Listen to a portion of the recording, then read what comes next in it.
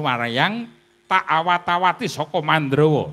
Ngestuaken dawuh nyun tambahing paestu Kanjeng Hyang. Yo sing ati-ati.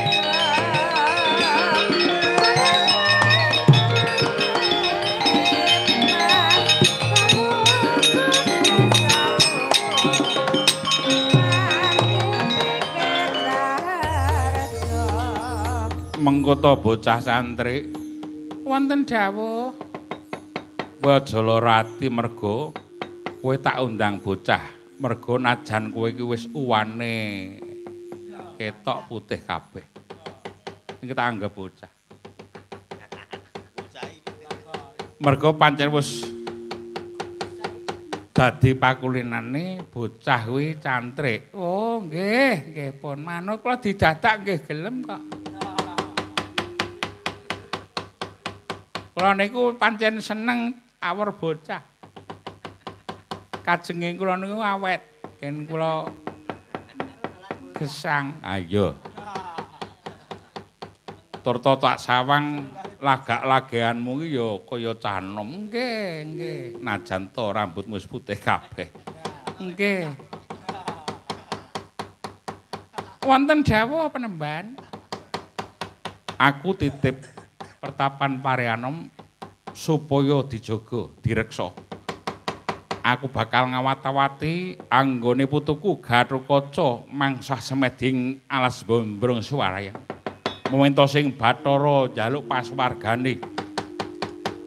Kadange werda lan nglebur dosa, dosane Gatotkaca ingkang wis padha dilakoni. Ngestaken dawuh nyuwun tambahing kegiatan supados kula saged jaga rumeksa Pertapan Parianom ya tak weneng kekuatan ingkang kanggo gawe njaga. Ning kudu iso nglakoni siap. Ngestaken dawuh 40 dina 40 bengi poso. Ora dar. Sego putih mung darai wowoan gelem apa sagah ngrawat siap. 40 dina 40 bengi cegah guling tegese kowe kudu melek ora kena turu. Oh nggih ngestaken dawuh dasar kula niku betah melek ning kudu nyanding HP. Nyanding HP ku gawe lek-lekan sing tok delok ampun dipun dangu mangke ndak malah lingsem TikTok. Wong tuwa dadak ngerti TikTok bareng. Ya wis bakune kowe betah melek, betah. 40 dina 40 bengi ora kena cedhak raja taman. Raja taman iku napa? Raja taman ku wanita dadi ora kena cedhak bojomu. Aduh. Kula niku arep tuwa ning nek kon adoro bojo ora iso.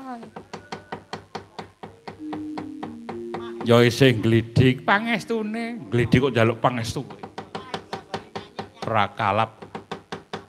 Ora kena cedhak wanita. Oh, mboten kena cedhak bojo. Ora kena. Nek bojone wong saya ora kena. Oh, aduh wis cilaka. Nggih pun sanes wedal mawon. Pokoke daya-daya kula saged damel tentrem ngaten mawon. Ya sing ati-ati tak tinggal. Pertapan Parianom mangsa bodho nggonmu ngersa ngestaken dawuh, Mbak.